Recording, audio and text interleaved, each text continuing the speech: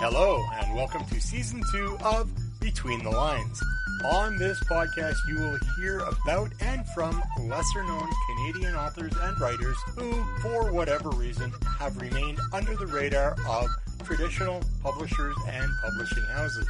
You will also hear from editors, literary agents, and publishers in the hopes of giving us all a better understanding of how it all works together. If it has something to do with writing or the writing process, you are going to hear a discussion about it here. I'm your host, Randy Lacey. I'm encouraging you to grab your bevy of choice, get comfy, and get ready to go between the lines. People come into writing in several different ways. For some, it was a teacher at school handing out a writing assignment, while for others, it may have been by reading and wondering if they might be able to write. Every writer has started their writing journey on a different path. Each writer's journey will be different, yet similar. But one thing all writers have in common is a different destination. Hello and welcome to Between the Lines. On this episode, I will be speaking with Jim Jackson from Alberta. Jim wears several hats, and if we're fortunate, we may get to hear about each one of them. Hello, Jim, and welcome to Between the Lines. Hey, Randy. Thanks for having me. Hey, it's my pleasure so far. Before we get going, Jim, could you take a few minutes and give a brief bio to the folks listening about who Jim Jackson is? Oh, well, that's a question I've been struggling with since an adolescent. But in terms of brass tacks, I am a writer. I'm a musician. I run a small publishing company, and I do training and people skills educating to companies in my day job. And I'm basically a citizen of the universe, you know? Well, yeah, we all kind of fit into that last part at least, don't we? Let's hope so. Let's hope so. And if you're not, well, you know what? I want to see your documents. Oh, let's get right into question period then, because, well, we're both busy people and we have things to do and people to be, places to be. We just got to find out who those people are first. Well, there it is, right? And there's the documentation again. Okay, question number one then. Are you the type of writer who only wants to be or wants to hear positive critique of your work? Ooh, well, I think that gets into a discussion of how are we defining the word want. I mean, well, I don't like to hear the negative stuff, but it is what I know will help me get better. I mean, I want everybody's notes that I can get, and then I'll decide kind of where I want to go with it. But the things that really sting, I find, with the negative criticism are the things that I kind of noticed were a problem before I even sent it to anybody, and just hoped nobody else would notice. No, it'll be fine. Then they come back with it like, that didn't really work. And I said, oh yeah, I know. So that's I guess what I want, even if I don't particularly like it. Fair enough, but you don't want fluff. You don't want, oh, I love it, I like it, it's great. Even when you know that there's a problem with it, they give you this fluff. You know, there's good critique and there's fluff. Absolutely. You know what? Personally, keep your fluff. Give me some negative critique because I can grow from that. Right. And the negative critique shows that your readers are engaging in it, right? That they have some kind of investment in what you've written, that they want it to be better too. Well, absolutely. And so when they can pick out those little things and are comfortable giving you that negative feedback, you know you've got somebody invested, like you said. Absolutely. Wonderful. Number 2, of touch, taste, sight, smell, and I'm missing one, sound, I guess. Which one do you incorporate into your writing the most? Oh, that's a good question. That's why I asked it. You're starting out with the tough ones, like who am I in that? I think I'd like to say sound, with the musician background, and in fact, my latest book has an aging '60s superhero who's powered by sonic technology. So I think I use sound, but if I'm really thinking about it, it's probably smell, because I find there's nothing so evocative as a smell. It goes directly to the memory center of the brain, right? So that it just brings up these memories, these feelings without any kind of conscious thinking about them. So with today's technology, I mean, people can listen to books, hear books or whatever. Visually impaired people like myself sometimes don't have the benefit of being able to read. Mm-hmm. And so, but how would you write something for a blind person in your book? Or is that even a consideration? It's not always an active consideration, but I don't particularly use a lot of visuals. I've found looking back on things, it's enough to set a scene. But right. If it's actually if I'm looking to give a character some kind of motivation, some forward motion, some kind of emotion, then it'll be some of the other senses and sound definitely, but I think smell is the one I use the most. Right. I recently interviewed somebody and I brought this question up, and it was like, okay, so somebody who was born blind, describe red to them, mm-hmm, mm-hmm. And so a blind guy listening to the red fire truck, well, what's red? I have no image of red. Like, fortunately, I had my sight most of my life. And I still remember a lot of the things that I used to be able to see with clarity. Right. But somebody born that way is different. I actually had a first-year philosophy professor ask me that exact question. How would you describe red to someone who was born blind? And and the class kind of fumbled around for a little bit. And it's a color on the spectrum between these wavelengths. No, that's not going to do anything. Nope. No, like an apple. Well, we all know that you can get yellow apples, red apples, green apples. So it's not an association necessarily. Right. And somebody said, well, hot is red. Is that necessarily true? I know something is so cold that it feels hot. Mm-hmm, mm-hmm, right. Mm-hmm. So I'm just curious. That's, being visually impaired. I'm just curious how many people actually consider that aspect of writing, thinking about, there may be somebody who's blind that is listening to this book. And you didn't get caught up on it. So thank you. How many writing projects do you have on the go at any one time? I try to only have two specifically for writing. So one that I'm actively writing a first draft on, and then one that I'm editing later. And even that can get a little bit much.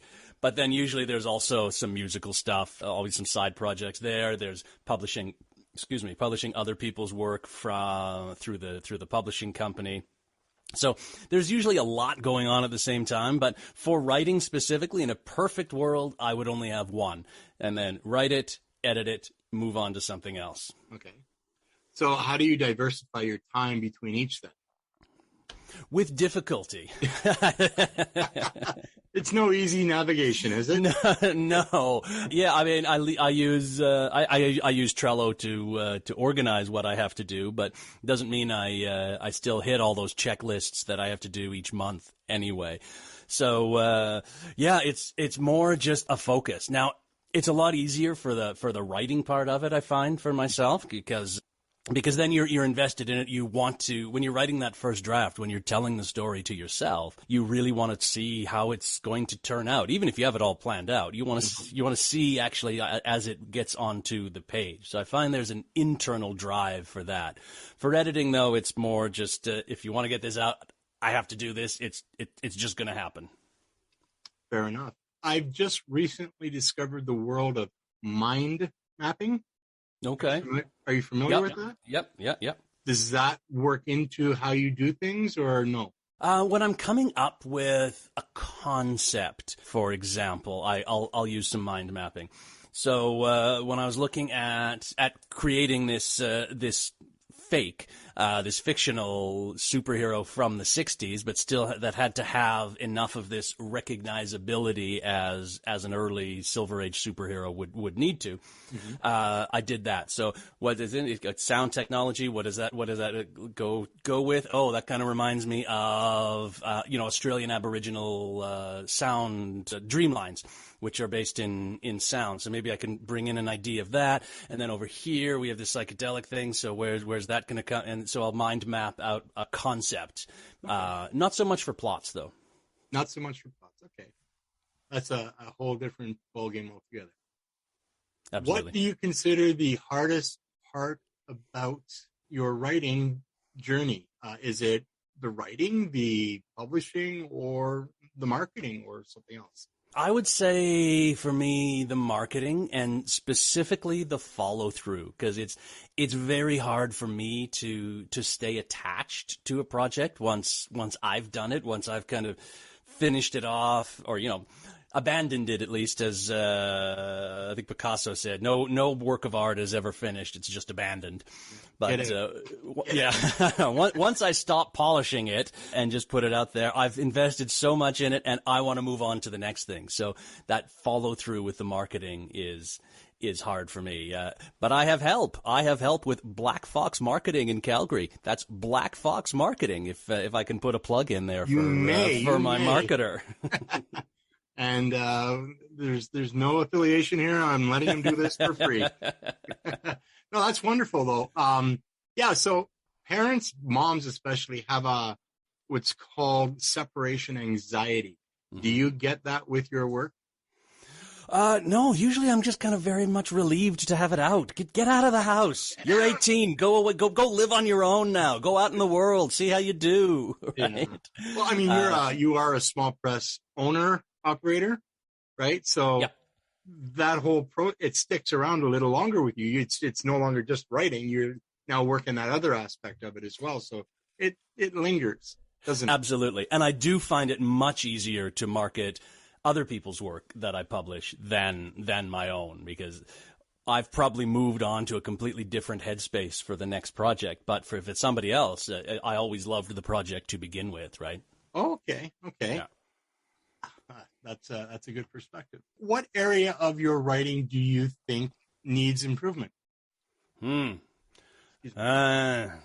Probably feelings.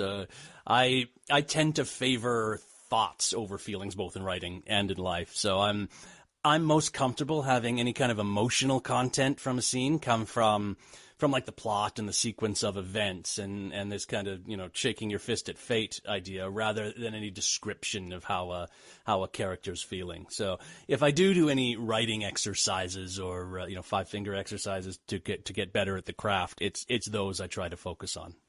Interesting. So you shake your fist at your work a lot then? I do that too.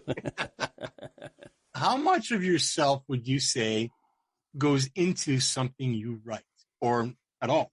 Probably about 22.8%.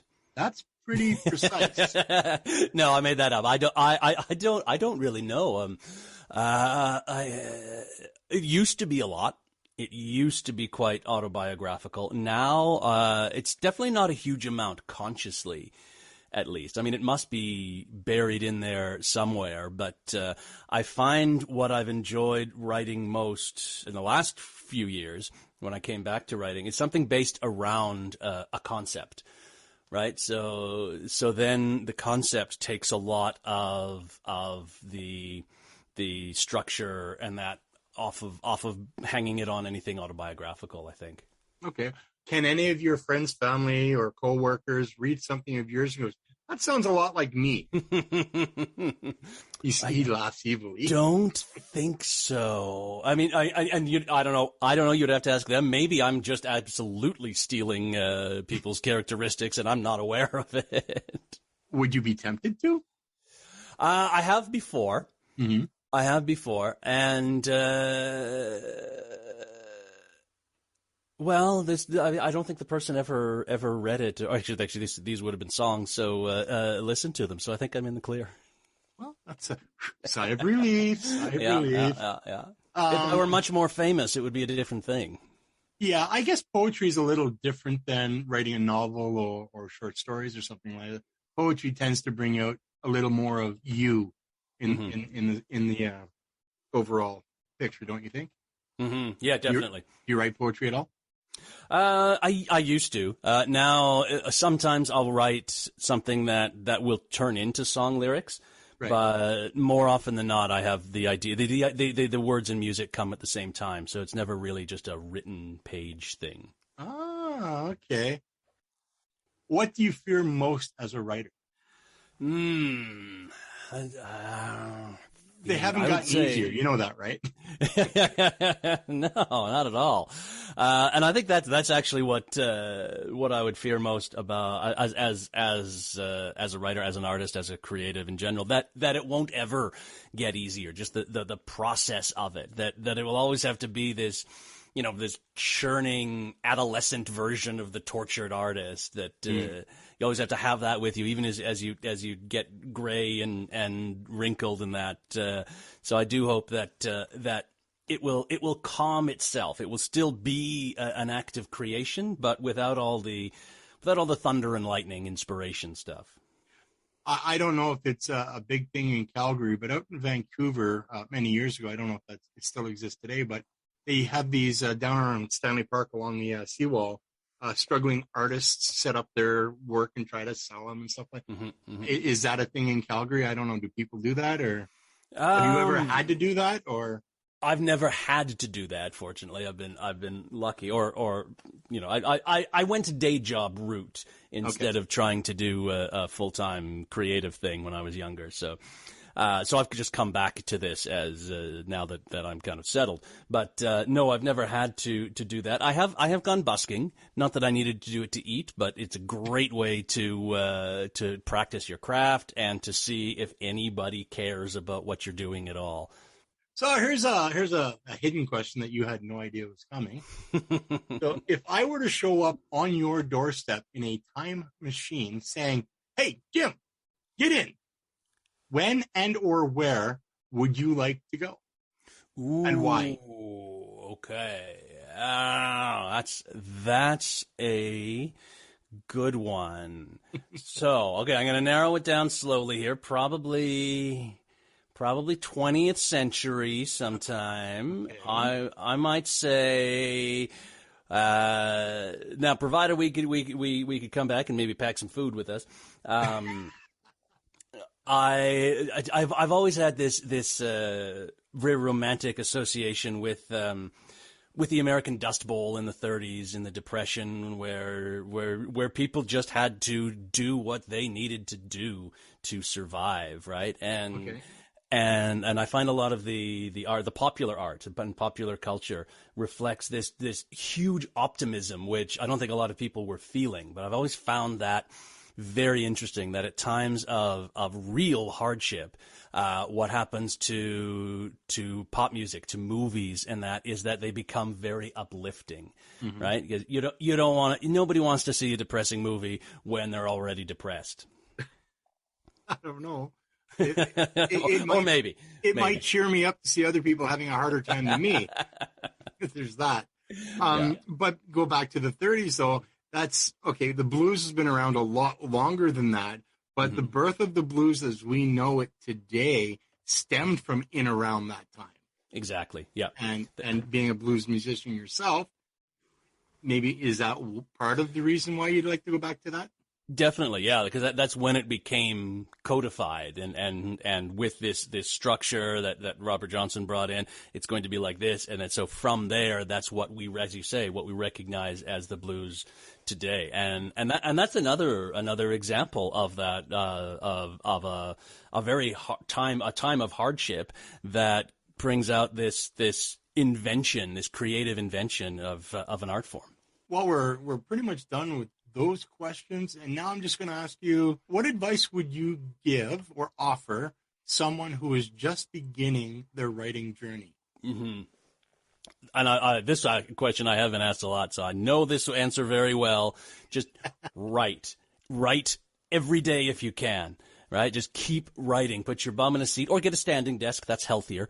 But just make sure you are writing as much as you'll allow, because there's a great book by James Scott Bell about what does he call it? I can't remember his term, but resistance, that you'll, as any creative, you'll come up against this resistance. But if you want to be serious about your craft, whether it's writing, whether it's some other kind of art form, you do it, even when you're feeling bad. So like Arnold Schwarzenegger didn't on a bad day skip the gym. He had a bad day. He went for twice as long, right? So if you're having a bad day, write for twice as long. Make it your own. You can always fix bad writing, but you can't fix non-existent writing. Exactly. Excuse me. The other thing too, though, is unrealistic expectations. Mm-hmm. So we set limits that we can't live up to, and then it defeats us. Right. So I'm going to write 2,500 words a day. Well, is that really realistic? Yeah. And even if you can do that for a little while, you're going to burn out in a minute. Yeah. So it's a matter of setting realistic goals. Yep. Yeah. I was lucky enough when I was writing most of my books to have an hour in the morning that I could set aside, and I found no matter if I thought I was writing fast or slow at the time, I could do about 1,000 words in an hour, and then that set me up very nicely for the day. I just felt good after that, right? So yeah, one of the ways resistance works to stop us from our craft, from our art, is by making us think we had to have these unrealistic expectations. So definitely don't try and write 2,500 words every day, but try and write 500. Try and write 250. As long as you're writing regularly, whether that's every day if you can, or every week if you can't do it every day, then that's really the important thing. At the onset of 2015, so New Year's Eve 2014 into 2015, I made a New Year's resolution that I was going to try and write at least one poem a day for a whole year. Now, that's a pretty lofty goal. 18 days in, I failed. Or no, 13 days in, I failed. And then I kind of beat myself up about it. And then I went back and I looked at what I had written, and I had more poems written than there were days passed by. And then I got to thinking, well, what was my end goal? Well, at the end of the year, I wanted 365 poems. So I redefined my goal. And then November 21st of that same year, I had written 365 poems. That's a brilliant way to redefine that. Well, it is, because you want the end picture. Okay, what is the end picture? This is the end picture. 365 poems. And that's an easier way to redefine it, though, but not everything is that easy. Right? Yeah. But you've got to be able to find that resolve to look at it in a different way and then get yourself a new direction. Absolutely. Yeah. And I don't stick to the 1 hour, 1,000 words a day. It's now I do it by deadline because I know I can now, right? Like with some experience, you don't need that regular training every day or every week or whatever.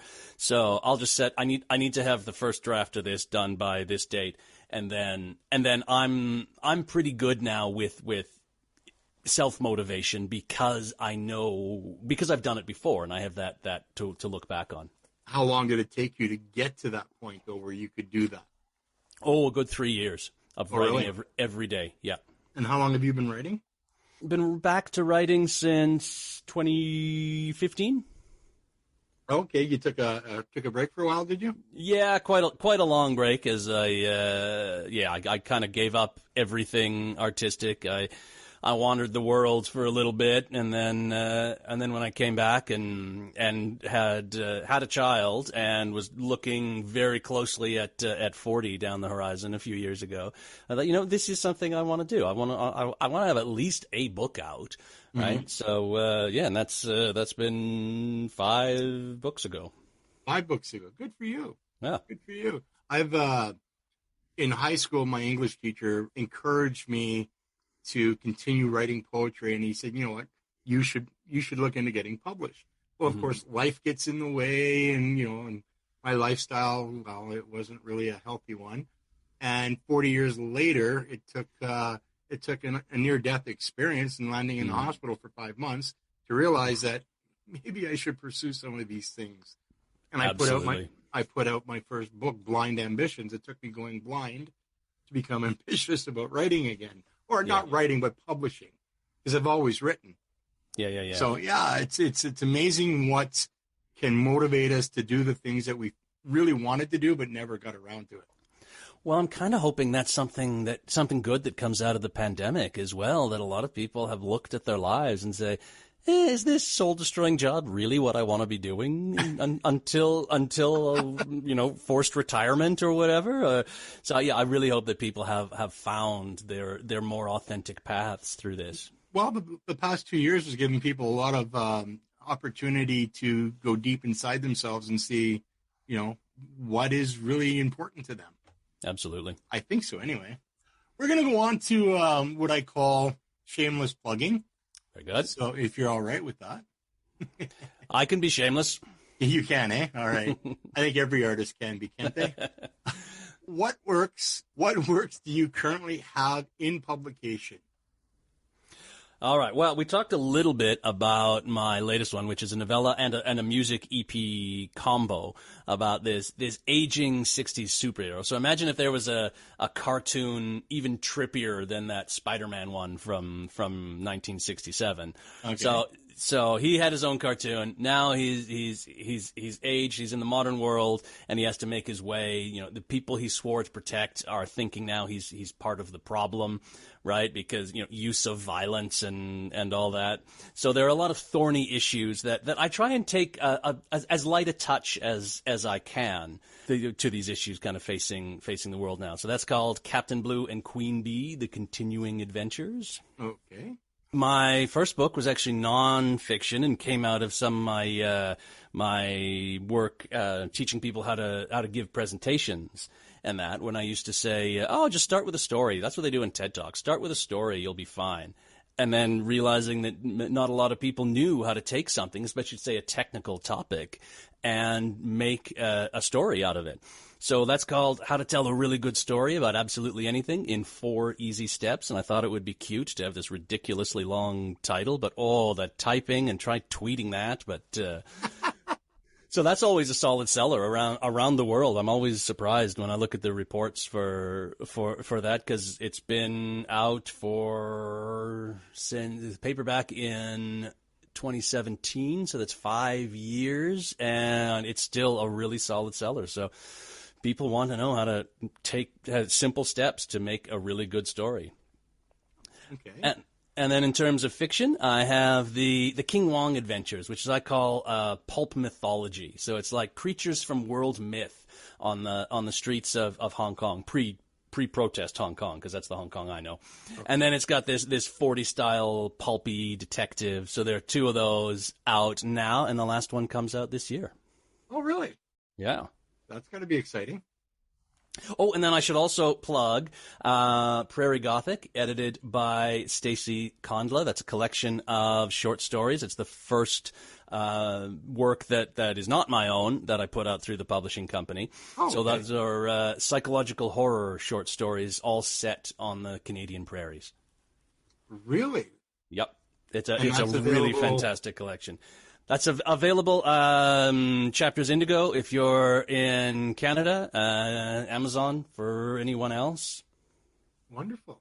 Yeah, love that collection. And the not really sequel, but another one of the same kind will come out in October, and that's Prairie Witch. Prairie Witch. Stories reinventing the idea of witches, but again, all set on the Canadian prairies. A good place for it. Absolutely. So you mentioned a book coming out in October, but outside of that, do you presently have anything you're working on, and how close to being complete is it?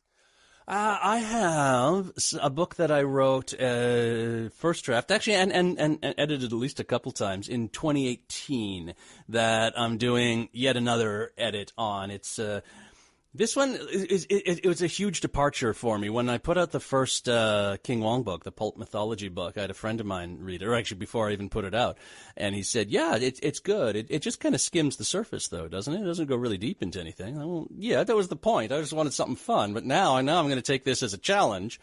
So, and then another friend of mine came out with her first novel, which was just stunning.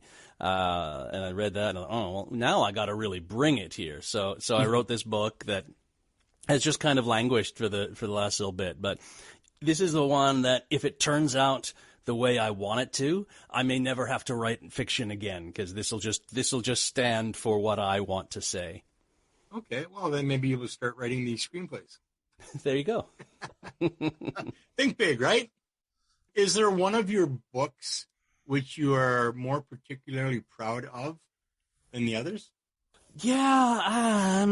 Again, I said I'm terrible at follow through, but I'll even say that the latest one, which is rare for me. Usually, I want to distance myself and move on to something else. But yeah, Captain Blue and Queen Bee, I'm really happy with. I think because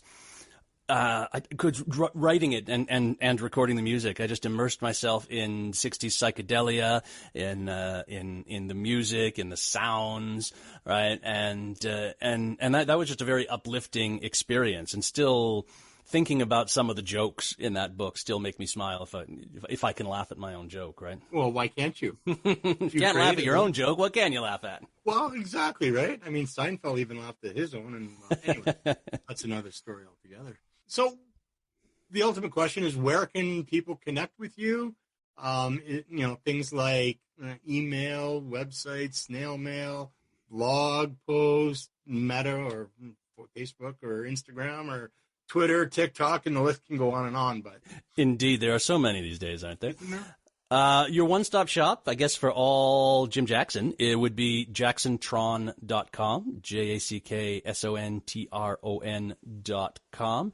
If you're looking for stuff specifically through my small press, you would go to theprairiesoul.com/press. And then on Facebook, Instagram, Twitter, I am JacksonTron. Tron? For what reason? I was in a few years ago, I needed a new email address. Oh, geez, more than that. Like 15 years ago, I needed a new email address. And I was kind of into this retrofuturism thing, like with toy robots and atomic spaceships and that. So I thought, I'm just going to use this as an email address. And then it kind of became a thing. So nothing to do with the movie or the sequel? Nothing to do with the movie. No. Maybe because I have trouble with the emotions. I am part robot, though. That could be it. Okay. Now I'm scared. And finally, do you have any last words of wisdom or advice you'd like to share about anything? Yeah, I was talking to a friend of mine recently, and when we were in university, we were, aspiring novelists and talked the talk if we didn't necessarily walk the walk by actually writing a lot. But some. And I was talking to him, and he kind of completely gave it up because he was saying, I wanted to get to a point where I could put out something perfect, and that didn't work.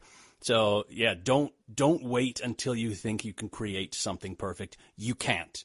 Your first thing is not going to be perfect. Your last thing might not be perfect, and that's okay too. So I would tell people, just create what you can now, and then after that, create what you can then. Mm-hmm. And you'll get better by doing. Basically, if you're going to be a writer, write whatever that looks like for you. To just actually do it, even if it's not great to begin with. So basically, in a nutshell, if there's room for improvement, there will be. Yeah. But just write it. Absolutely. That's actually really, really sound advice. And this has been, actually, I wasn't sure what to expect when talking to you because, I had this preconceived idea of, he's a small press owner, blah, blah, blah.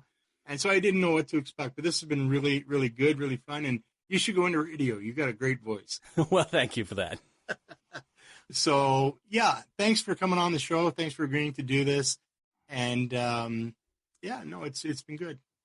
Cool. Yeah, I love this conversation. Thanks, Randy. You have been listening to Between the Lines. In future episodes, I will not only be speaking with Canadian authors and writers, I will also be speaking with those from the other side of the writing industry, editors, agents, and publishers, in the hopes of getting a better understanding of how it all works together.